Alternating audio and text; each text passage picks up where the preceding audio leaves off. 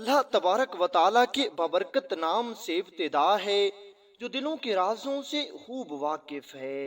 अस्सलामु अलैकुम दोस्तों, वेलकम ऑन SGA स्टोरीज। दोस्तों, कहा जाता है कि किसी इलाके में एक गरीब फकीर रहता था। अब ये फकीर खुद भी बूढ़ा था और इसकी एक बूढ़ी बीवी थी। लेकिन इस फकीर के पास इतना कुछ नहीं था कि जिससे ये खुद अपना पेट भी भरता और अपनी बीवी को भी खिलाता।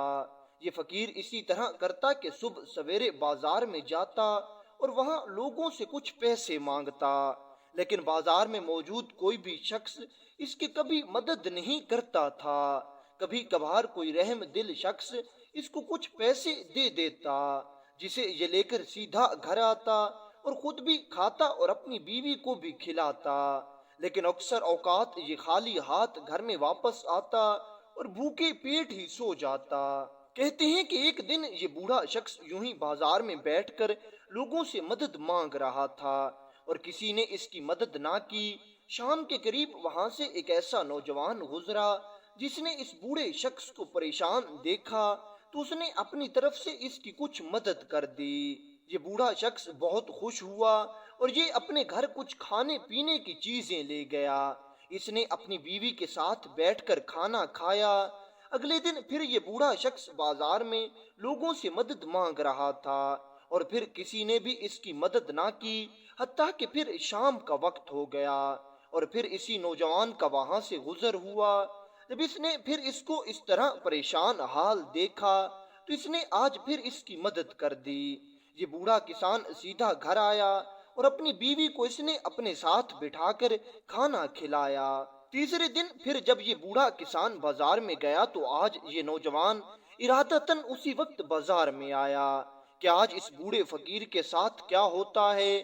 सारा दिन ये बूढ़ा फकीर लोगों से मदद मांगता रहा, लेकिन किसी ने इसकी मदद ना की। शाम के वक्त जब इस नौजवान ने देखा कि अब ये बूढ़ा फकीर बहुत परेशान हो गया है और खाली हाथ वापस घर जा रहा है, तो ये सीधा इस बूढ़े फकीर के पास आया और इससे कहने लगा, आप कब तक यूं ही लोगों से मदद मांगते रहेंगे? लोग इतने जालिम हैं कि आपको एक पैसा भी नहीं देंगे। इस तरह मांगने से लोग आपकी कभी मदद नहीं करेंगे। मैं आपको एक ऐसा काम और एक ऐसी तरकीब बताता हूँ कि इन जालिम लोगों से पैसे कैसे निकाले जाएं। ये बूढ़ा फकीर इस नौजवान की बात सुनकर खुश हुआ, क्योंकि जब पिछली 2 बार इस बूढ़े फकीर की मदद की थी तो इस बूढ़े फकीर ने इस नौजवान के चेहरे की तरफ देखा था। अब बूढ़ा फकीर इसको पहचानता था और बूढ़ा फकीर जानता था कि ये एक अच्छा और नेक दिल लड़का है। इसलिए बूढ़ा फकीर इस नौजवान से कहने लगा, अच्छा तुम मुझे बताओ कि अब मैं क्या करूं, किस तरह मैं पैसे कमाऊं। अब मेरी उम्र नहीं रही कि मैं मेहनत मजदूरी करूं और ना ही मैं ये काम कर सकता हूं, और घर में मेरी एक बूढ़ी बीवी भी है, उसका ख्याल भी मुझे ही रखना है। ये नौजवान इस बूढ़े किसान से कहने लगा, आओ मैं तुम्हें एक तमाशा दिखाता हूँ और मैं तुम्हें दिखाता हूँ कि इन लोगों से पैसे कैसे हासिल किए जाते हैं। फिर इस नौजवान ने बाजार में जाकर एक गधा खरीदा और ये गधे को लेकर उस जगह पर आ गया जिस जगह पर लोगों का मजमा लगा रहता था। इस जगह पर आकर इसने ऊंची आवाज में ये कहना शुरू कर दिया, आओ लोगो 10 लाख का गधा ले लो, आओ लोगो 10 लाख का गधा ले लो।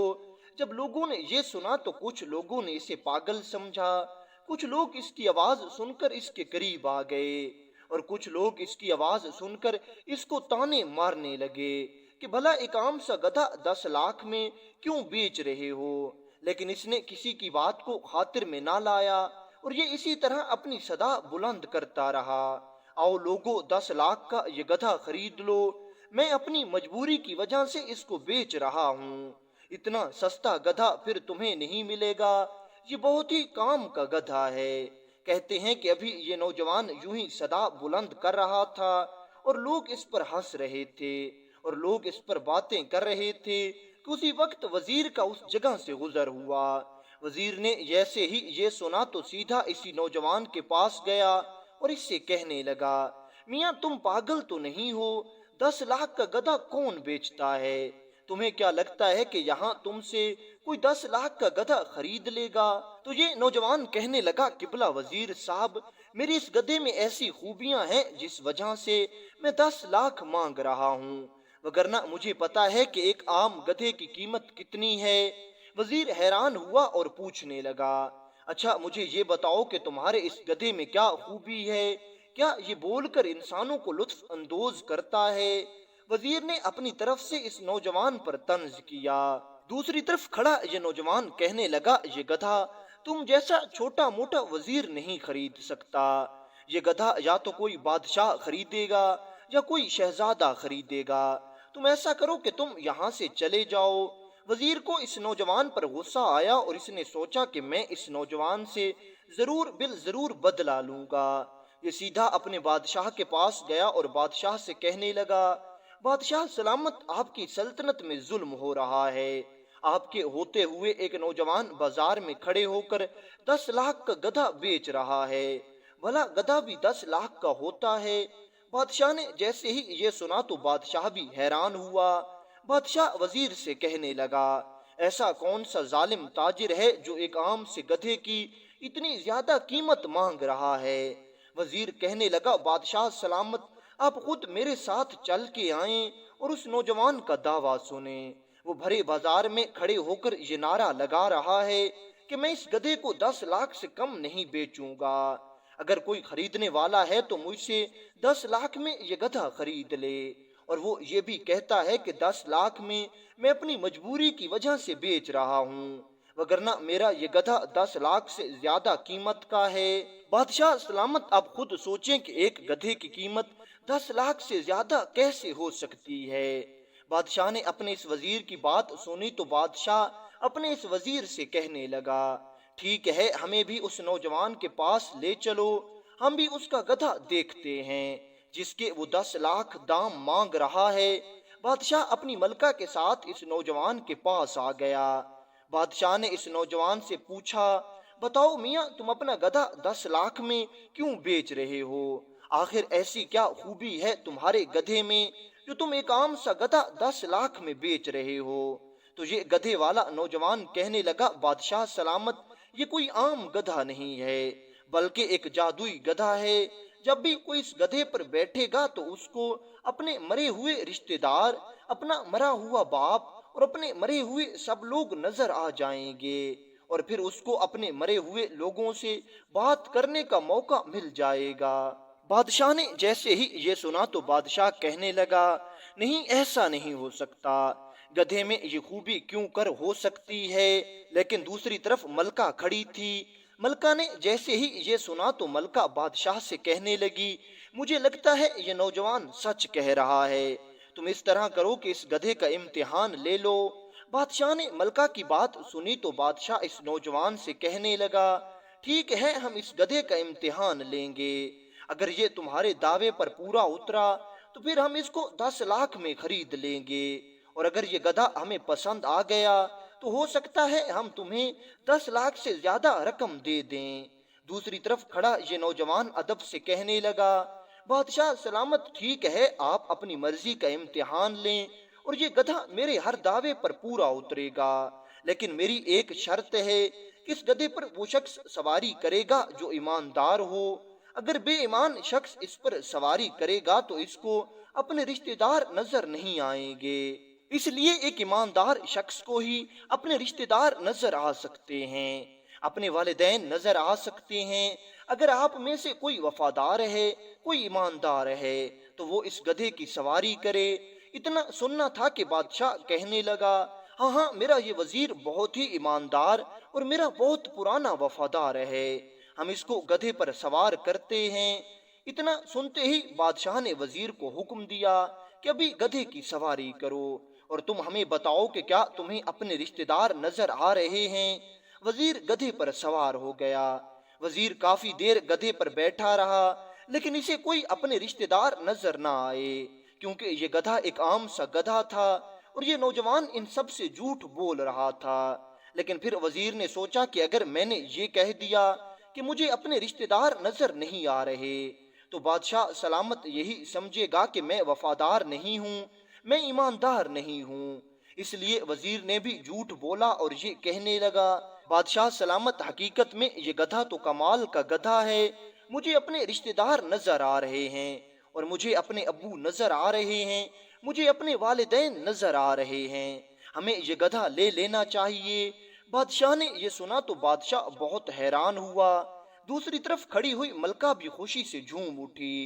ملکہ بادشاہ سے کہنے لگی، بادشاہ سلامت، کیا آپ مجھ سے محبت کرتے ہیں؟ بادشاہ کہنے لگا، جی ہاں، میں تم سے بہت زیادہ محبت کرتا ہوں۔ یہ سنتے ہی ملکہ نے بادشاہ کو کہا کہ اب آپ گدھے پر سواری کریں۔ اگر آپ سچ بول رہے ہیں اور آپ میری طرح میرے ساتھ وفادار ہیں تو آپ کو ضرور اپنے ماں باپ نظر آئیں گے اور آپ کو اپنے رشتہ دار نظر آئیں گے۔ بادشاہ نے ملکہ کی بات سنی تو بادشاہ دل میں سوچنے لگا، مجھے تو ملکہ سے ذرا بھر بھی پیار نہیں ہے، مجھے تو یہ اچھی نہیں لگتی، میں تو مجبوری کی وجہ سے اس کے ساتھ ہوں۔ یہ سوچ کر بادشاہ گدھے پر سوار ہو گیا۔ تھوڑی دیر بادشاہ گدھے پر بیٹھا رہا، لیکن اسے بھی وزیر کی طرح کچھ نظر نہ آیا۔ لیکن دوسری طرف کھڑی ہوئی ملکہ بادشاہ سے پوچھنے لگی، آپ کو ابھی تک کچھ نظر نہیں آیا؟ کیا آپ کو اپنے والدین نظر نہیں آئے؟ تو بادشاہ سوچنے لگا کہ اگر میں نے اس کو ہاں کہہ دی تو یہ جان جائے گی کہ میں بے وفا ہوں اور میں ایماندار نہیں ہوں۔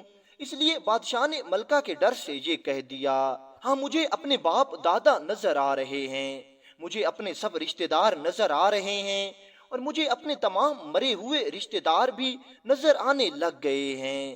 اتنا سنتے ہی ملکہ بہت خوش ہوئی اور بادشاہ سے کہنے لگی، بادشاہ سلامت، آپ واقعتاً مجھ سے محبت کرتے ہیں اور میں بھی آپ سے بہت زیادہ محبت کرتی ہوں۔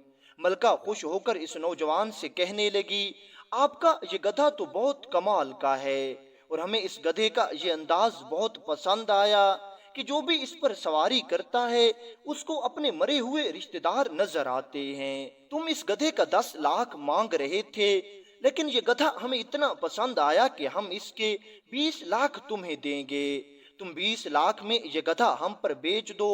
اس نوجوان نے جیسے ہی یہ سنا تو اس نے خوشی سے 20 لاکھ لیے اور ملکہ اور وزیر یہ گدھا لے کر چلے گئے۔ اس نوجوان نے 10 لاکھ خود رکھ لیے اور 10 لاکھ اس بوڑھے فقیر کو دے دیے اور اس بوڑھے فقیر سے کہنے لگا، بابا جی دیکھیے، جب گھی سیدھی انگلی سے نہ نکلے تو انگلی کو ٹیڑھا کرنا پڑتا ہے۔ یہ لوگ ویسے کسی کی مدد کرنے والے نہیں، ان سے پیسے نکالنے کا یہی ایک طریقہ ہے۔